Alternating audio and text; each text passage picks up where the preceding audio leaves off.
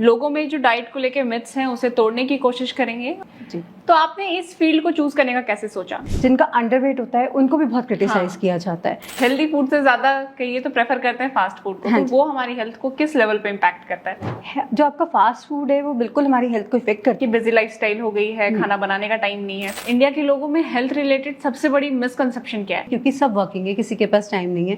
Hello everyone, आज का ये पॉडकास्ट बहुत ही स्पेशल होने वाला है क्योंकि आज हमारे साथ हैं एक ऐसी एक्सपर्ट जो सिर्फ न्यूट्रिशनिस्ट ही नहीं बल्कि एक लाइफ चेंजर हैं, जो अपनी यूनिक अप्रोच से हेल्थ और फूड को कंप्लीटली रीडिफाइन कर रही हैं। डॉक्टर हर्षमीत अरोड़ा, जो एक वेल नोन न्यूट्रिशनिस्ट और डाइटिशियन हैं। इन्होंने हजारों लोगों की लाइफ ट्रांसफॉर्म की है अपनी डाइट प्लान और हेल्थ गाइडेंस से। तो बिना देर किए आइए मिलते हैं डॉक्टर हर्षमीत अरोड़ा। मैम, बहुत बहुत स्वागत है आपका हमारे पॉडकास्ट में। आज हम आपसे बात करेंगे आपकी जर्नी के बारे में, लोगों में जो डाइट को लेके मिथ्स हैं उसे तोड़ने की कोशिश करेंगे, और इंडिया में इतने बिजी लाइफस्टाइल कह लीजिए उसमें एक हेल्थ मेंटेन करना कितना प्रैक्टिकली पॉसिबल है उस पर भी डिस्कशन करेंगे। जी। तो बिना टाइम वेस्ट किए मैम शुरू करते हैं। तो आपने इस फील्ड को चूज करने का कैसे सोचा, न्यूट्रिशन डाइटिशियन ये फील्ड? इस फील्ड को मैंने चूज़ इसलिए करा क्योंकि जब मैं अपना मेडिकल की पढ़ाई कर रही थी या साइंस के जो हम 12th की पढ़ाई करते हैं जी। उस टाइम मैंने देखा कि काफ़ी जो बच्चे हैं स्पेशली यंगस्टर हमारी एज के थे, उसमें ओबेसिटी का जो प्रॉब्लम था वो वेट तो ओवरवेट था ही, लेकिन उसकी वजह से एक लड़की या एक लड़के में किस तरीके के चेंजेस आते हैं, मेंटली कितना प्रेशर उन पे आता है कि स्कूल में भी उन्हें क्रिटिसाइज़ किया जाता है, घर में भी क्रिटिसाइज़ किया जाता है। नॉट फॉर ओनली ओवरवेट, जिनका अंडरवेट होता है उनको भी बहुत क्रिटिसाइज़ किया जाता है। तो उस टाइम पे मैंने ये अपना जो फील्ड है सोचा कि मैं इसमें डाइट में कुछ करूँगी, और स्पेशली इसमें मुझे कुकिंग का बहुत शौक था, तो इसलिए मैंने इस फील्ड को चूज़ किया। तो ऐसे कुछ पर्सनल लाइफ के आपके एक्सपीरियंस रहे हैं जिसने आपको हेल्प किया हो ये फील्ड चूज करने में? हाँ, मेरे काफ़ी क्लोज फ्रेंड थे, एक का वेट बहुत ज़्यादा था और एक बहुत अंडरवेट थे, जिस वजह से उसको ट्यूबरकुलोसिस का प्रॉब्लम हुआ जिसको हम टीबी कहते हैं। तो उस वजह से उसने काफ़ी चीज़ें सफ़र करी। In fact she is very critical उस टाइम पे। और इस चीज़ को डाइट से अगर मैं बात करूँ, मेडिसिन के साथ साथ जैसे उसने अपनी डाइट कंट्रोल करी, now she is very perfect, उसने वेट भी गेन किया। तो वो चीज़ें मुझे काफ़ी इंस्पायर करी कि आज के टाइम पे जिन बच्चों को इस चीज़ की ज़रूरत है, जिन यंग लेडीज़ को इन चीज़ की ज़रूरत है, तो क्यों नहीं हम इस फील्ड में आगे कुछ करें, क्योंकि हमारे इंडिया में बहुत से सोर्सेज हैं जिससे हम अपना वेट लॉस कर सकते हैं बिना किसी भी सप्लीमेंट्स के।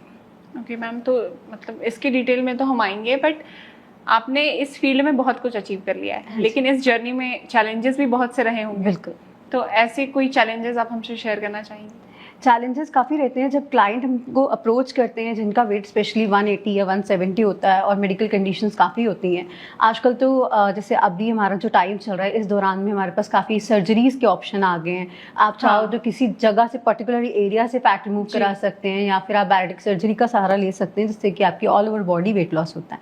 लेकिन आज भी काफ़ी लोग ऐसे हैं जिनके पास फाइनेंशियली भी प्रॉब्लम है कि वो इस चीज़ को नहीं अफोर्ड कर सकते, या किसी में मिथ है कि अगर मैं इस पे जाऊँगा तो, क्योंकि काफ़ी लोगों का अपना अपना एक्सपीरियंस होता है। कोई कहता है सर्जरी करा के कहीं मेरे कोई ऑर्गन इफेक्ट ना हो जाए, कहीं मैं मर ना जाऊँ, तो वो चीज़ें होती हैं। तो उस चीज़ को जब हम डाइट में, अगर कोई क्लाइंट लेना चाहता है और डाइट से पतला होना चाहता है वर्कआउट करके, तो वो थोड़ा चैलेंजिंग होता है। बट अगर आप करते हो तो डेफिनेटली 170 से आप 55 kgs भी आ सकते हैं। तो मैम, ये ट्रांसफॉर्मेशन मतलब पेशेंट्स के ट्रांसफॉर्मेशन आपके लिए कह लीजिए सबसे बड़ी अचीवमेंट होती है। राइट। तो ऐसी कोई प्राउड मोमेंट या ऐसा कोई ट्रांसफॉर्मेशन? ऐसे काफ़ी प्राउड मोमेंट्स हैं, फिर काफ़ी क्लाइंट्स हैं, क्योंकि मुझे 10 ईयर्स हो गए इस लाइन में। तो काफ़ी क्लाइंट्स मेरे ऐसे जिनका ट्रांसफॉर्मेशन हुआ, जिन्होंने शादी करी, जिनको शादी से पहले काफ़ी प्रॉब्लम्स थी कि जैसे PCOD स्पेशली गर्ल्स में हो जाता है तो कंसीव नहीं कर पाते, काफ़ी मैरिजेस के बाद भी प्रॉब्लम आती है, तो उनको नेचुरल कंसीव हुआ। जो मेडिसिन उनकी बंद हो गई, वो मेरे लिए काफ़ी अचीवमेंट मैं कहूँगी मेरे लिए थी। तो मैम, इंडिया में एक बहुत बड़ा कह लीजिए मिथ है कि जो इंसान देखने में मतलब पतला लगे तो उसको पतला बोल के टीज किया जाएगा, मोटा लगे तो मोटा बोल के टीज किया जाएगा। तो एक डेफिनेशन क्या है फिटनेस की? फिटनेस मैं नहीं कहूँगी कि आपको जीरो साइज पे ही आप फिटनेस रहेंगे, क्योंकि हर एक पर्टिकुलरली एरिया का, या मैं कहूँगी काम करने का अपना एक स्टाइल होता है। अब हर बंदा बॉलीवुड स्टाइल में नहीं रह सकता कि उनकी जीरो फिगर है तो मैं भी जीरो फिगर मेंटेन करूँ। आप हेल्दी हैं, आपको कोई आज की डेट में अगर आपको कोई शुगर, थायराइड, BP इससे रिलेटेड कोई प्रॉब्लम नहीं है, आप अच्छा खासा खा रहे हैं, आपको कोई हेल्थ इश्यूज़ नहीं है, मेंटल इश्यूज़ नहीं है, तो आप बिल्कुल हेल्दी हैं। अपने BMI से 5 किलो 6 किलो ऊपर, that is a normal thing. It's not कि आपको BMI पे, अगर आपके BMI के अकॉर्डिंग 55 kgs होना चाहिए और मेरा वेट अगर 55 है तो आई एम अनहेल्दी, ऐसा नहीं है।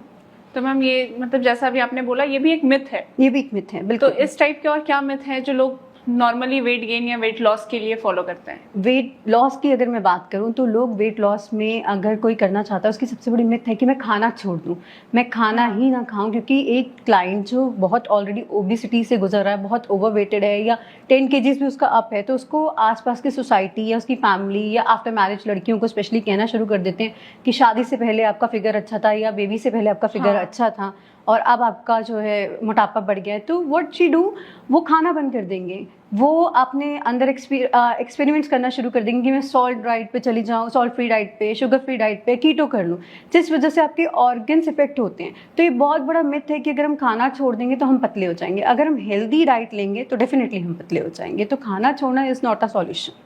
तो like ma'am healthy diet fitness के टुवर्ड्स लेके जाता है बिल्कुल। हमें।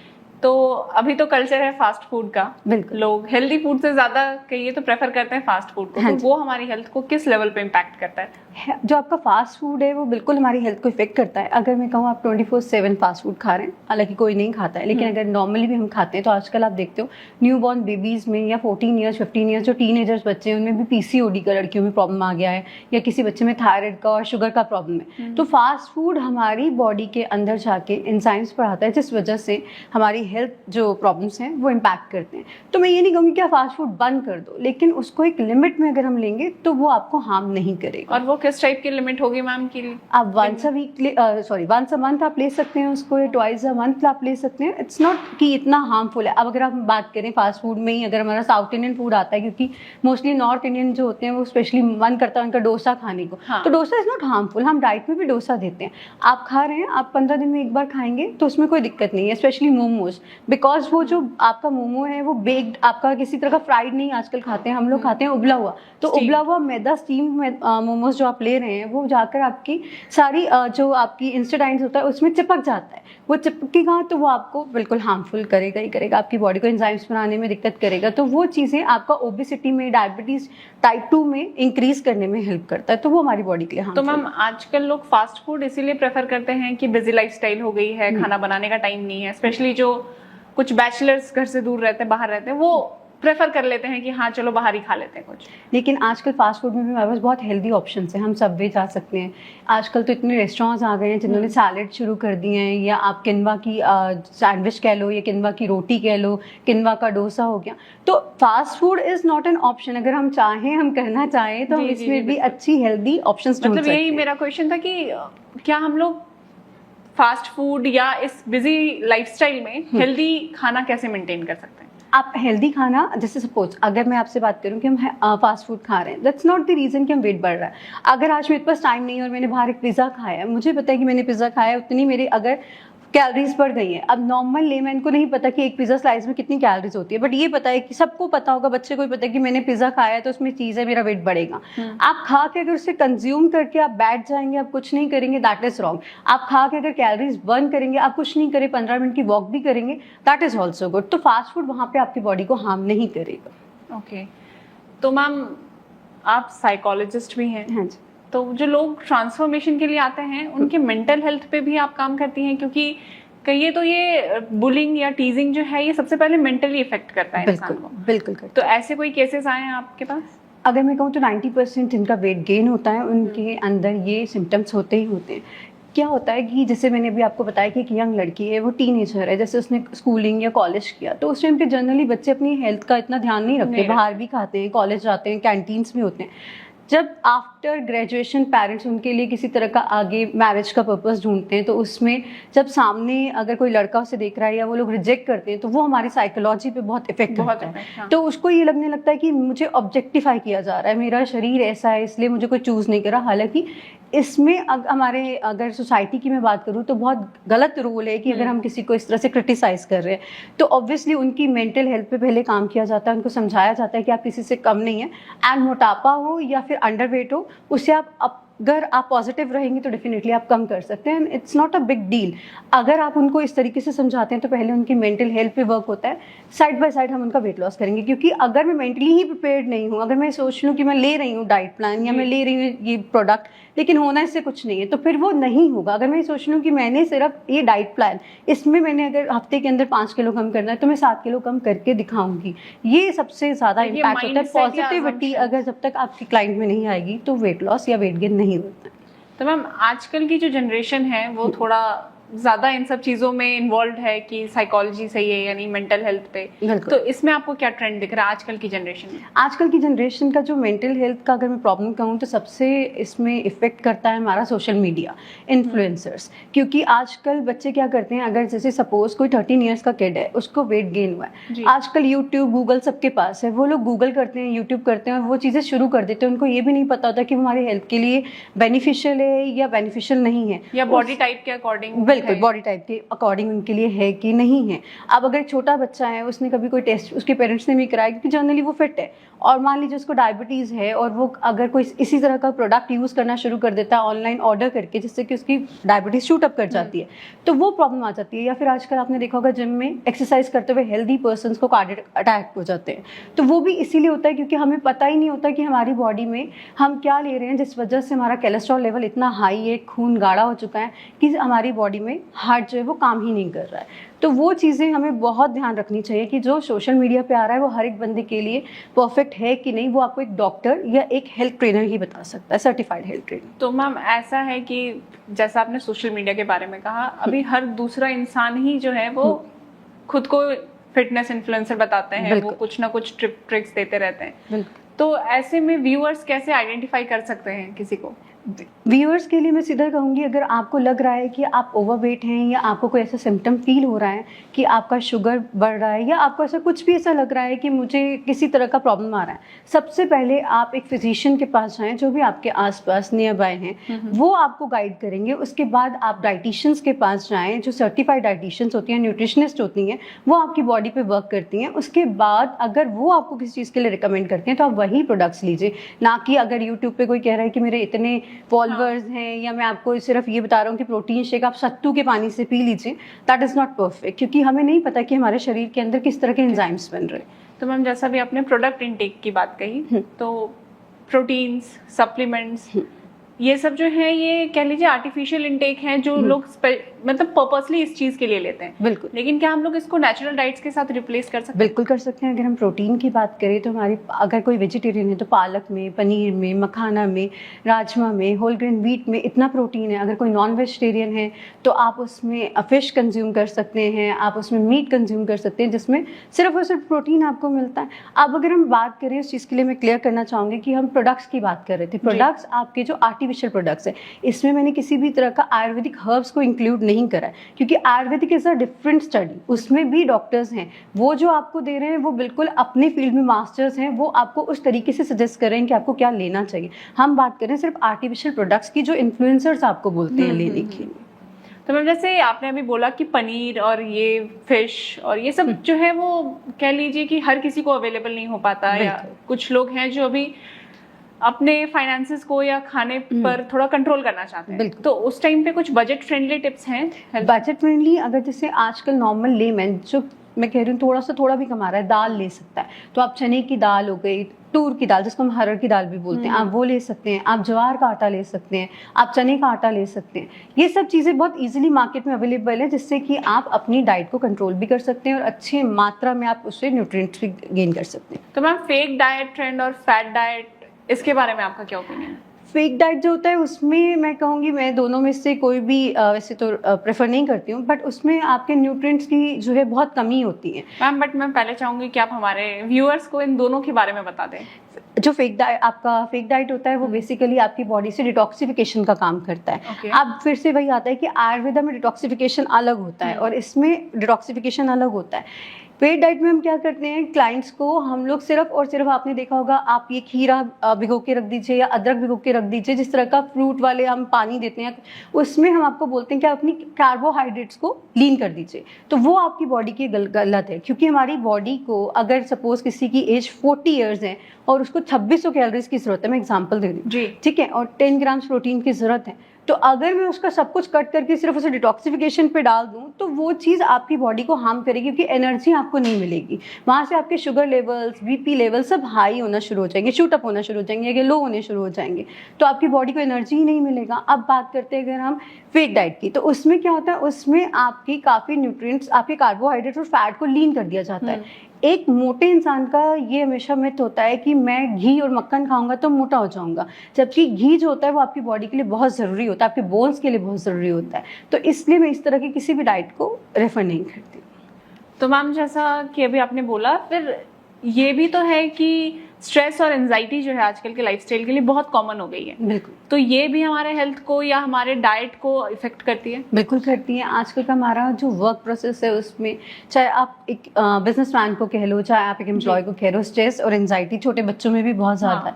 तो बिल्कुल वो हमारे खाने में बिल्कुल रिफ्लेक्ट करती है, हेल्थ पे बिल्कुल रिफ्लेक्ट करती है। लेकिन उसके लिए हमारे पास कुछ डाइट ऑप्शंस होते हैं, जैसे अगर मैं बात करूँ डार्क चॉकलेट्स की, राजमा की, होल ग्रेन व्हीट की, ये आपकी एंजाइटी पे बहुत अच्छा वर्क करती है।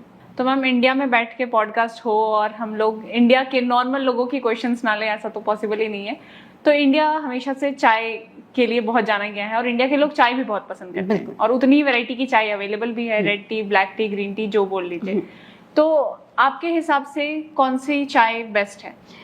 चाय अगर मैं बात करूँ नॉर्मल दूध वाली भी, अगर कोई क्लाइंट पीना चाहता है, अगर उसमें हम शुगर कंटेंट थोड़ा सा कम करते हैं, जैगरी टी लेना शुरू करते हैं, तो उससे हमारा वेट गेन नहीं होता। 2 चाय नॉर्मली हम दिन में कंज्यूम कर सकते हैं, क्योंकि मोस्टली लेडीज़ का ये क्वेश्चन आता है कि हम डाइट तो शुरू कर रहे हैं, हमें चाय कॉफ़ी मिलेगा कि नहीं मिलेगा। दे वर क्रेविंग लाइक अ चाय कॉफ़ी के लिए। तो सबको पहले तो ये पता होना चाहिए कि जो हमारी कॉफ़ी है वो हमारे लीवर का फैट मारती है। ब्लैक कॉफ़ी वो हमारे लीवर के लिए बहुत अच्छी होती है। तो ये तो मिथ है कि हम चाय और कॉफ़ी नहीं पी सकते। ओके, ब्लैक कॉफ़ी हेल्थ के लिए बहुत अच्छी होती है, लीवर का स्पेशली फैट मारती है, तो वो हमारे लिए सबसे अच्छी होती है। अगर हम बात करें नॉर्मल अगर वेट लॉस की टी की, तो ब्लू आजकल हर्ब्स आपके आए हुए हैं, फ्लावर्स जिसको हम कहते हैं, उसका जो टी है वो आपके अंदर का जितना टमी फैट है उसको रिमूव करने में हेल्प करती है, और जो ग्रीन टी है वो हमारे मेटाबॉलिज्म को इंक्रीज करती है। तो और मैम वहीं से अगर चाय से हम लोग खाने पे आए तो कुकिंग ऑयल में क्या डिफरेंस आया है पहले से लेके अभी तक, और जो जितने टाइप्स की ऑयल आई हैं हमें कौन से प्रेफर करना चाहिए? या तो मस्टर्ड ऑयल या देसी घी, इन दोनों के ऑयल से बेस्ट हमारा कोई भी ऑयल नहीं है, क्योंकि आजकल 90% ऑयल में पाम ऑयल मिक्सिंग होने लगा है, जिससे कि कैंसर के चांसेस बढ़ गए हैं। तो पाम ऑयल अगर जो लोग कंज्यूम कर रहे हैं उन्हें नहीं, वो डायरेक्ट कंज्यूम नहीं कर सकते। जैसे पाम ऑयल जो होता है वो मोस्टली आपकी बेकिंग आइटम्स में होता है, या केक की जो क्रीम होती है उसमें अवेलेबल होता है। तो मैम आपके हिसाब से इंडिया के लोगों में हेल्थ रिलेटेड सबसे बड़ी मिसकंसेप्शन क्या है जो उन्हें कहिए कि बैड हेल्थ की तरफ ही ले जा रही है? हमारे जो पेरेंट्स हैं वो ज़्यादा हेल्थ कॉन्शियस नहीं है, उनकी एक अलग स्टैंडर्ड ऑफ लिविंग है या लाइफ है, और हम लोग उन्हें ज़्यादा उस बारे में रिसर्च कर रखा है। तो उनकी क्या मिथ्स हैं जो अभी के जनरेशन में आपको नहीं मिल रही? नहीं, मैं कहूँगी अल्फा जनरेशन के जो रिसेंट हमारी जनरेशन के पेरेंट्स हैं या जो आने वाली जनरेशन के पेरेंट्स हैं, उसमें ये मिथ इसलिए क्योंकि सब वर्किंग है, किसी के पास टाइम नहीं है, सब बच्चों के हाथ में फ़ोन है, तो जो गूगल और यूट्यूब पे दिखाते हैं तो उन्हें लगता है वही चीज़ें सही हैं। जबकि हमारे 90s के जो पेरेंट्स हैं उनमें अगर आपने देखा हो, या उनके जो पेरेंट्स थे, कभी किसी ने शुगर, बीपी या किसी तरह का एंजाइटी का प्रॉब्लम नहीं सुना था, जबकि वो डाइट में चावल भी खा रहे थे, घी भी खा रहे थे, वो रिच डाइट ले रहे थे, और इवन वो इतने स्ट्रेस भी नहीं थे, पैसे भी कमा रहे थे, अच्छा खासा उनका लाइफस्टाइल था। तो मैं कहूँगी अगर हम बैक टू रूट चाहेंगे कि हम नॉर्मल डाइट लेंगे, बजाय कि हम बहुत ज़्यादा अपनी फैंसी डाइट्स पे जाएं, या आजकल जैसे कि मैं मार्केट में आपको बोलूँ हर वेजिटेबल का इंग्लिश ऑप्शन आ गया है, उस पर जाएँ, इंडियन वेजिटेबल्स को लेंगे, तो बिल्कुल हमारा जो हेल्थ है वो बहुत अच्छा मेंटेन रहेगा। ऐसा नहीं है कि हम एवोकाडो खा के ही पतले हो सकते हैं, या हम किसी तरह के लिग्यूम्स जो आपके फॉरनर जो आपके बाहर से आए हुए इंग्लिश फ्रूट्स हैं उसको खा के ही पतले हो सकते हैं। अगर हम एप्पल भी खा रहे हैं, नॉर्मल इंडियन ग्रेप्स भी खा रहे हैं, संतरा भी खा रहे हैं, तो उसको खा के भी हम पतले हो सकते हैं। तो मैम हमारे दर्शकों में से भी बहुत से लोग अभी तक इंस्पायर हो चुके होंगे वेट लॉस करने के लिए आपकी बातें सुन के, तो उन्हें स्टार्टिंग के लिए क्या सबसे आसान और सबसे इजी टिप क्या देना चाहती हैं आप? सबसे इजी टिप मैं ये कहूँगी, खाना बिल्कुल नहीं छोड़ना है। आपने ब्रेकफास्ट करना है, फिर उसके 2 घंटे बाद या 1 घंटे बाद मिड मील लेना है, लंच लेना है, स्नैक्स लेना है, देन आपने डिनर मैक्सिमम 8:30 तक आपने कर लेना है। तो ये अगर आप अपना पैटर्न फॉलो कर लेंगे कि हमने छोटे छोटे मील्स लेने हैं तो डेफिनेटली आपका वेट लॉस होगा, ना कि ये सोचकर कि शाम को हम खाना ही ना खाएं और सुबह ब्रेकफास्ट मिस कर दें या हम किसी तरह का सॉल्ट फ्री डाइट पे चले जाएं तो वेट लॉस जल्दी होगा। तो एक मिथ है हमारा। तो मैम क्या ओवर इंसुलिन स्पाइक जो है वो ओबेसिटी या ओवर एजिंग या जल्दी एज करने पे कुछ फैक्टर क्रिएट करता है? बिल्कुल करता है, क्योंकि इंसुलिन अगर आपका जो है वो बढ़ जाता है बॉडी में तो आपके डाइजेस्टिव सिस्टम को खराब करता है। तो वो अगर हमारी बॉडी के डाइजेस्टिव सिस्टम को खराब करेगा तो ऑब्वियसली हमारा ओबेसिटी टाइप 2 ग्रेड जो डायबिटीज़ है वो उसी की वजह से होता है। एजनिंग के जितने फिर आगे हमारे हेल्थ प्रॉब्लम्स होते हैं, जैसे कार्डियो की प्रॉब्लम हो गया, बीपी शूटअप होना हो गया, वो इसी वजह से होता है। तो मैम आजकल हेल्थ पे जितनी भी बातें होती हैं उसमें गट हेल्थ और प्रीबायोटिक्स ये सब बहुत ज्यादा यूज होते हैं वर्ड्स, तो ये सच में इम्पोर्टेंट है या जस्ट ट्रेंड मैनेज करने? बिल्कुल इम्पोर्टेंट है, क्योंकि अगर गट ही हेल्दी नहीं होगा तो हम तो पूरे दिन में काम ही नहीं कर सकते। अगर मुझे फीवर है और मैं अपने काम पे चली गई तो उस दिन या तो मेरे अंदर इरिटेशन होगा या लेजीनेस होगा। तो जो गट हेल्दी, अगर मैं बात करूँ, गट हेल्दी होगा तो हमारा मेंटल हेल्थ अच्छा रहेगा, डाइजेस्टिव सिस्टम अच्छा रहेगा, हमारी बॉडी के अंदर जितने एंटीबायोटिक्स प्रोड्यूस होते हैं उसको डाइजेस्ट करने में, न्यूट्रिएंट्स को डाइजेस्ट करने में हेल्प करता है। तो डेफिनेटली, और अगर मैं बात करूँ प्रोबायोटिक्स की तो इंडियन डाइट में अगर आप किशमिश और दही और भी बहुत सी चीज़ें हैं जैसे मीट वगैरह या प्रिजर्वेटिव्स जो लेते हैं उसमें वो बहुत हेल्प करता है कि आपके गट को हेल्दी रखें। तो मैम एक कंसर्न जो ये है कि हम लोग अगर डाइट पे हैं या हम लोग कोई डाइट फॉलो कर रहे हैं तो उस टाइम पे हमें मेडिसिन कंजम्पशन जो है वो किस हिसाब से रखना चाहिए? क्योंकि मैंने बहुत से लोगों को ये भी कहते सुना है कि अगर वो डाइट पे हैं तो अगर वो शुगर कंज्यूम नहीं कर रहे हैं तो कफ सिरप जो होते हैं वो मोस्टली शुगर होता है उसमें या वो बहुत स्वीट होते हैं, तो वो स्वीट से प्रॉब्लम है या शुगर से प्रॉब्लम है? स्वीट या शुगर से ऐसे प्रॉब्लम नहीं, जैसे सपोज आप बिल्कुल हेल्दी हैं लेकिन आपका गला खराब है और आपको डॉक्टर ने कफ सिरप दिया है, वो मीठा है, तो आप बिल्कुल उसे कंज्यूम कर सकते हैं। क्योंकि जब आप डॉक्टर के पास जाते हो और आप उन्हें बोलते हो कि मुझे गले में खराश है तो वो पहले आपसे आजकल सीधा क्वेश्चन पूछेंगे कि आपको डायबिटीज़ है, आप कहोगे मुझे डायबिटीज़ नहीं है, तो शुगर लेने में आपको कोई दिक्कत नहीं है। क्योंकि वो जो डॉक्टर हैं वो इतने एक्सपीरियंस होल्डर हैं कि वो आपको ऐसे भी कोई फूड या आपको कोई मेडिसिन नहीं देंगे जिससे आपकी बॉडी में किसी भी तरह का हार्मफुलनेस हो। अब अगर बात करते हैं कि किसी को डायबिटीज़ है और उसका गला खराब है तो ऑटोमेटिकली डॉक्टर जो उसको प्रिस्क्राइब करेगा उसमें शुगर के लेवल बिल्कुल ज़ीरो होंगे। तो मैम ये तो डायबिटीज के कंसर्न में हो गया, बट ऐसे कई लोग होते हैं ना जो वो कह लीजिए इन्फ्लुएंस्ड होते हैं कि अगर हमें वेट लॉस करना है तो हम शुगर कंज्यूम नहीं कर सकते, हम मीठा अवॉइड ही कर देंगे बिल्कुल। तो ये क्या उनके बॉडी में कुछ हार्म क्रिएट करता है? देखो, कोई भी चीज़ चाहे वो शुगर हो या सॉल्ट हो, अगर हम एक्सेस में करेंगे तो डेफिनेटली वो हार्म करेगा। अगर हम बिल्कुल ही बंद कर देंगे तो जो बॉडी को शुगर से एनर्जी मिलनी है वो मिलनी बंद हो जाएगी। अब सपोज मैंने कभी अपनी शुगर ही टेस्ट नहीं कराई या मैंने कभी कोई अपना टेस्ट ही नहीं कराया और मेरा बीपी जनरली लो रहता है, मुझे पता ही नहीं, और मैंने डाइट के चक्कर में नमक बिल्कुल बंद कर दिया या शुगर बिल्कुल बंद कर दिया और मैं रात को सो रही हूँ, मेरी शुगर लो हुई और मैं फटीक हो गई, तो सुबह तो सबको यही लगेगा ना कि मैं बेहोश हो गई, मुझे पता ही नहीं, अचानक से सोए था और बंदा सुबह उठा नहीं। तो this is the main reason कि हम बिना सोचे समझे अगर अपनी बॉडी से किसी चीज़ को बिल्कुल कट ऑफ करते हैं तो उसके नुकसान बिल्कुल हमें झेलने पड़ते हैं और वही हम कहते हैं साइलेंट अटैक्स हैं। That is the silent attack. So मैं कभी भी ये नहीं कहूँगी कि आप बिल्कुल बंद कर दो, उसे कंट्रोल कर दीजिए, बैलेंस मेंटेन करना चाहिए। बिल्कुल, अगर आप 4 चम्मच चीनी ले रहे हैं तो उसको दिन में आप 2 चम्मच कर दीजिए, धीरे धीरे 1 चम्मच आ जाइए। अगर आप चीनी नहीं खाना चाहते हैं तो आप जैगरी पे शिफ्ट हो जाइए ताकि बॉडी को जो एनर्जी है वो आपको मिलता रहे, और जैगरी आयरन रिच होता है, वो तो आपकी बॉडी को हमेशा फायदा ही देता है। तो मैम ऐसे जैसे अब समर आ रहे हैं तो यहाँ पे गर्मियाँ भी बहुत ज्यादा पड़ती हैं, तो बहुत से लोग होते हैं जो लिक्विड डाइट पे शिफ्ट हो जाते हैं, जो फूड को बहुत अवॉइड करते हैं। स्पेशली वेट लॉस में भी वो लोग करते हैं कि लिक्विड डाइट पे आ जाते हैं, वेट गेन नहीं होगा। बिल्कुल। तो ऐसा कुछ है कंसेप्ट? नहीं, ऐसा कंसेप्ट ये है कि अगर आपने बहुत जल्दी करना है वेट लॉस और आपको लग रहा है कि नहीं मैं तो लिक्विड करके करूंगी, तो उस पर आप ये चीज़ के लिए बिल्कुल प्रिपेयर हो जाएं कि अभी तो वेट लॉस हो जाएगा लेकिन आने वाले टाइम में आपकी बॉडी में जो साइड इफेक्ट्स दिखने शुरू हो जाएंगे, स्किन पे स्पेशली यंग गर्ल्स के जैसे स्किन लूज हो जाती है या आप कहते हो कि एज से पहले बुढ़ापा नजर आने लगा है, रिंकल्स आने लगे, वो दिखना शुरू हो जाता है। मैं ये नहीं कहूँगी कि आप लिक्विड पे मत लो, लेकिन मैं ये कहूँगी कि बिल्कुल कार्बोहाइड्रेट्स, प्रोटीन और फैट को अगर हम लीन करते हैं तो बॉडी को जो एनर्जी चाहिए वो आपके ऑर्गन्स में से खींचना शुरू कर देगी। तो वहां पे जाके आपकी बॉडी में आज नहीं तो आने वाले 2-3 साल में आपको साइड इफेक्ट्स दिखने शुरू हो जाते हैं। तो मैम लास्टली अगर ऐसी कोई यूनिवर्सल हैबिट हो जो आप चाहें कि आज इस पॉडकास्ट के बाद जो सुन रहे हैं, जो लिसनर्स हैं, जो व्यूअर्स हैं, वो अडॉप्ट कर लें, तो वो क्या होगा? सबसे ज़्यादा ज़रूरी ये है कि किसी भी तरह के अपने ब्लड टेस्ट के बिना आप किसी भी चीज़ को मत छोड़ें। अपना खाना ज़रूर खाएं, खाने को स्किप ना करें, स्पेशली ब्रेकफास्ट और डिनर को वो स्किप करना मना है। तो आप हेल्दी लाइफ भी जिएंगे और वेट लॉस भी अच्छा करेंगे। और पानी का इंटेक थोड़ा बढ़ा दीजिए क्योंकि गर्मियाँ बहुत हैं। हाँ मैम, बिल्कुल। तो मैम, जैसा भी हम लोग लाइफस्टाइल के बारे में बात कर रहे हैं, बहुत से लोग जिम ज्वाइन करते हैं ताकि वो एक खुद को फिट मेंटेन रख सके, फिटनेस मेंटेन रख सके। तो ऐसे में बहुत से न्यूज़ ये भी आ रहे हैं कि वो लोग ड्यूरिंग एक्सरसाइज उन्हें कार्डियक अरेस्ट आ गया, उनकी डेथ हो गई। तो इन सब चीज़ों में कहीं ना कहीं डाइट इन्वॉल्व है। मैम, जिम जाना मैं कहूँगी पूरी तरीके से गलत नहीं है, ना ही डाइट एक्स्ट्रा करना पूरी तरीके से गलत है। अगर आप डाइट को ठीक तरीके से फॉलो कर रहे हो, जैसे कि मैंने बताया कि जिम के जो ट्रेनर्स हैं, मैं नहीं कहूँगी सभी गलत होते हैं। बहुत लोग जो होते हैं एक्सपीरियंस होल्डर भी होते हैं, सर्टिफाइड होते हैं, लेकिन कुछ ऐसे होते हैं जो आपकी डाइट में से, क्योंकि हम उन्हें कहते हैं हमें टारगेट वेट पे 10 दिन के अंदर 5 किलो कम करना है, तो वो आपकी डाइट में से फैट और कार्बोहाइड्रेट्स, काफ़ी न्यूट्रिएंट्स लीन कर देते हैं, जहाँ पे हमारी बॉडी जो है डेफिशिएंट होना शुरू होती है।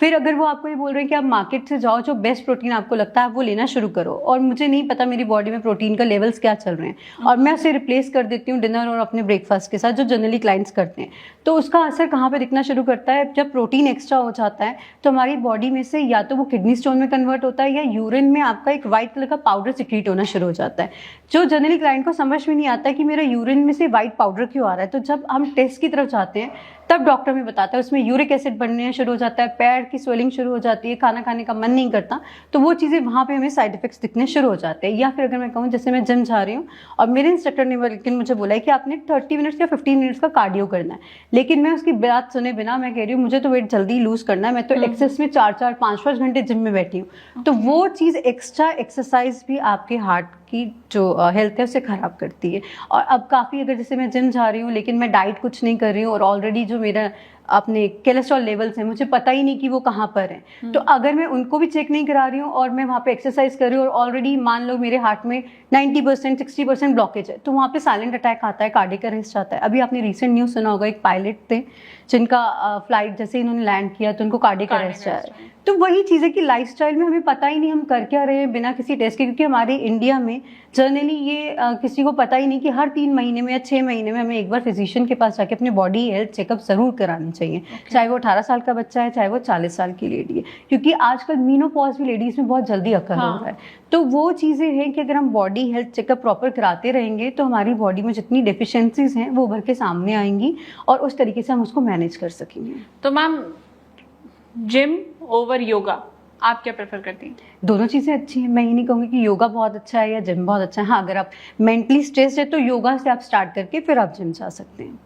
तो मैम, ये जिम की जो एक्सरसाइज होती हैं या बहुत सी चीज़ें, बातें ऐसी हैं कि एस्टेरॉइड्स के बिना आप फिगर मेंटेन नहीं कर सकते, या जो बॉलीवुड सेलेब्स की बात कर लें तो वो लोग बिना एस्टेरॉइड्स के अपनी बॉडी पे काम नहीं कर सकते। तो ये एस्टेरॉइड्स क्या नॉर्मल लोगों के लिए भी सही है लेना? जैसे मैंने भी बताया कि हर बंदा 0 फिगर मेंटेन नहीं कर सकता, उनका फील्ड अलग है, उनका टारगेट अलग है। जैसे अब हमारे पास भी सेलिब्रिटी क्लाइंट्स आते हैं, उनको बहुत जल्दी लूज करना है, तो उनके हिसाब से हम डाइट प्लान उनका बनाकर देते हैं ताकि चैलेंज प्लान के हिसाब से वो 10 दिन में 8 किलो 9 किलो और करते भी हैं लूज, क्योंकि उनको अपने फील्ड, अगर उन्होंने वेट लॉस नहीं किया तो उनका शायद एक कॉन्ट्रैक्ट निकल जाएगा, उनका मॉडलिंग का कंसेप्ट निकल जाएगा। लेकिन जो नॉर्मल इंसान है, जैसे मैं हूँ, आप हैं, हम लोग को कोई इतना चैलेंज नहीं होता। अगर हम चाहें तो ईजिली भी बॉडीज बना सकते हैं, अपनी डाइट को मेंटेन कर सकते हैं, फिगर बिल्कुल परफेक्ट कर सकते हैं। तो हर चीज़ में स्टीरॉयड लेना इज़ नॉट गुड। हाँ, अगर सपोज किसी को शुगर बहुत हाई लेवल पे और डॉक्टर ने उसे सजेस्ट किया है कि you should go with the steroids, वो आपको खुद लिख कर देते हैं। मार्केट में ऐसे वो अवेलेबल भी नहीं होता है, बाकी सेकेंड हैंड से आप कैसे भी ले सकती हैं, लेकिन अगर डॉक्टर ने आपको प्रिस्क्राइब किया तो डेफिनेटली आपको वो स्टीरॉयड यूज़ करना चाहिए। जैसे कि आजकल बहुत हॉट टॉपिक है ऑजेम्पिक। ऑजेम्पिक इज अ मेडिसिन, वो सर्टिफाइड मेडिसिन है, लेकिन वो है डायबिटीज 2 वाले पेशेंट्स के लिए। डॉक्टरों ने रिकमेंड कर रहे हैं, लेकिन लोगों ने उसे बॉलीवुड स्टाइल में देखकर वेट लॉस के लिए लेना शुरू कर दिया, जो कि बहुत गलत है। तो मैम, आपके जो पेशेंट्स आते हैं आपके पास ट्रांसफॉर्मेशन के, तो आप किस प्रोसेस से लेकर जाती हैं उन्हें? डिपेंड करता है कि आपका BMI कितना है, उस हिसाब से हम उन्हें पहले बताते हैं कि अगर आपको बहुत जल्दी वेट लॉस करना है तो उसमें आपको ये चीज़ें इस तरीके से करनी होगी। लेकिन देन टू, हमने आज तक किसी क्लाइंट को ये नहीं बोला होगा कि आप रोटी छोड़ दीजिए या पानी पे मत जी लीजिए या आप डाइट मत लीजिए। आप उसे, जैसे सपोज आज मैंने पूरे दिन में काम किया बट गर्मी बहुत है और मेरा लंच करने का मूड नहीं था, तो उसको मैंने रिप्लेस कर दिया सब्जी से, सैलेड से, या स्मूदी अगर दिया है एक पूरा, तो फिर शाम को आपको स्नैक्स भी लेना है और डिनर भी करना है। मैंने अपने क्लाइंट्स को रात को भी नॉर्मल व्हीट की रोटी खिलाई है, क्योंकि काफ़ी बहुत फेमस डाइटिशियंस हैं जो कहते हैं 6 बजे के बाद आपको कुछ नहीं खाना चाहिए। एग्जैक्टली मैम, ये तो बहुत बड़ा कंसर्न है। बहुत से लोग कहते हैं कि ऐसे सूरज ढलने के बाद खाना नहीं खाना चाहिए या कुछ हैवी मत खाइए। हाँ, हैवी नहीं खाना, मीठा नहीं खाना इज अ थिंग, लेकिन वो भी ऐसा है कि अगर मेरा शुगर लो है और मैंने रोटी नहीं खाई और मैं मीठा भी नहीं खाऊं तो नेचुरल सी बात है मैं बेहोश हो जाऊंगी, है ना। 6 बजे के बाद आप मुंह पे जिप लगा लीजिए। आजकल का जो लाइफस्टाइल है, कोई भी रात के 2 बजे से पहले, 1 बजे से पहले सोता नहीं है। अगर मैं 6 बजे किसी क्लाइंट को बोलूँ 6 बजे के बाद आपने खाना नहीं खाना, तो वो रात को जो बॉडी काम कर रही है उसमें गैस्ट्रिक इश्यूज होने शुरू हो जाते हैं। गैस्ट्रिक इश्यूज फिर क्या करते हैं, गॉल ब्लैडर के स्टोन्स बनाना शुरू करते हैं, या आपको एसिड रिफ्लेक्शन होना शुरू हो जाता है जिसमें आपको उल्टी आनी शुरू हो जाती है। तो वो चीज़ें जो है वो हमारी बॉडी के लिए बहुत गलत हैं। तो इसी वजह से मैं ये कभी नहीं कहती कि बहुत बड़ी मिथ है कि 6 बजे के बाद खाना ही मत खाओ। आजकल का जो लाइफस्टाइल है, लोगों की नाइट शिफ्ट भी हैं और लोग पहुंचते ही घर 11 बजे, अगर वो बेचारे 6 बजे खाना खाएंगे तो उनकी तो बॉडी में एनर्जी लेवल से बिल्कुल डाउन हो जाएंगे। दोस्तों, हेल्थ सिर्फ एक चॉइस नहीं बल्कि एक लाइफस्टाइल है। आपको कौन सा पॉइंट सबसे ज्यादा इंटरेस्टिंग लगा, हमें कमेंट में जरूर बताइएगा। फिलहाल के लिए बस इतना ही, मिलते हैं अगले एपिसोड में नए मेहमान के साथ। वेट लॉस करना है तो उसमें आपको ये चीज़ें इस तरीके से करनी होगी, लेकिन देन टू हमने आज तक किसी क्लाइंट को ये नहीं बोला होगा कि आप रोटी छोड़ दीजिए या पानी पे मत जी लीजिए या आप डाइट मत लीजिए। आप उसे, जैसे सपोज आज मैंने पूरे दिन में काम किया पर गर्मी बहुत है और मेरा लंच करने का मूड नहीं था, तो उसको मैंने रिप्लेस कर दिया सब्जी से, सैलेड से, या स्मूदी अगर दिया है एक पूरा, तो फिर शाम को आपको स्नैक्स भी लेना है और डिनर भी करना है। मैंने अपने क्लाइंट्स को रात को भी नॉर्मल व्हीट की रोटी खिलाई है, क्योंकि काफ़ी बहुत फेमस डाइटिशियंस हैं जो कहते हैं 6 बजे के बाद आपको कुछ नहीं खाना चाहिए। एग्जैक्टली मैम, ये तो बहुत बड़ा कंसर्न है। बहुत से लोग कहते हैं कि ऐसे सूरज ढलने के बाद खाना नहीं खाना चाहिए या कुछ हैवी मत खाइए। हैवी नहीं खाना, मीठा नहीं खाना इज अ थिंग, लेकिन वो भी ऐसा है कि अगर मेरा शुगर लो है और मैंने रोटी नहीं खाई और मैं मीठा भी नहीं खाऊं तो नेचुरल सी बात है मैं बेहोश हो जाऊंगी, है ना। 6 बजे के बाद आप मुंह पे जिप लगा लीजिए। आजकल का जो लाइफस्टाइल है, कोई भी रात के 2 बजे से पहले, 1 बजे से पहले सोता नहीं है। अगर मैं 6 बजे किसी क्लाइंट को बोलूँ 6 बजे के बाद आपने खाना नहीं खाना, तो वो रात को जो बॉडी काम कर रही है उसमें गैस्ट्रिक इश्यूज होने शुरू हो जाते हैं। गैस्ट्रिक इश्यूज फिर क्या करते हैं, गॉल ब्लैडर के स्टोन्स बनाना शुरू करते हैं, या आपको एसिड रिफ्लेक्शन होना शुरू हो जाता है जिसमें आपको उल्टी आनी शुरू हो जाती है। तो वो चीज़ें जो है वो हमारी बॉडी के लिए बहुत गलत हैं। तो इसी वजह से मैं ये कभी नहीं कहती कि बहुत बड़ी मिथ है कि 6 बजे के बाद खाना ही मत खाओ। आजकल का जो लाइफस्टाइल है, लोगों की नाइट शिफ्ट भी हैं और लोग पहुंचते ही घर 11 बजे, अगर वो बेचारे 6 बजे खाना खाएंगे तो उनकी तो बॉडी में एनर्जी लेवल से बिल्कुल डाउन हो जाएंगे। दोस्तों, हेल्थ सिर्फ एक चॉइस नहीं बल्कि एक लाइफस्टाइल है। आपको कौन सा पॉइंट सबसे ज्यादा इंटरेस्टिंग लगा, हमें कमेंट में जरूर बताइएगा। फिलहाल के लिए बस इतना ही, मिलते हैं अगले एपिसोड में नए मेहमान के साथ।